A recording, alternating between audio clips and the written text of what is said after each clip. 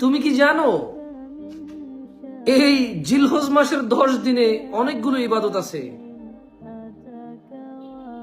তার মধ্যে সবচাইতে ভালো ভালো ইবাদত গুলো হচ্ছে আল্লাহু আকবার আল্লাহু আকবার আল্লাহু আকবার লা ইলাহা ইল্লাল্লাহ ওয়াল্লাহু আকবার আল্লাহু আকবার ওয়ালিল্লাহিল হামদ, ইস্তিগফার, বেশি বেশি তওবা, বেশি বেশি দান সাদাকা,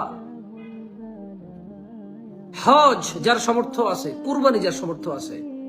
কিন্তু আল্লাহু আকবার আল্লাহু আকবার আল্লাহু আকবার লা ইলাহা ইল্লাল্লাহ ওয়াল্লাহু আকবার আল্লাহু আকবার ওয়ালিল্লাহিল হামদ আমাদের মধ্যে কয়জনে আমরা বলছি?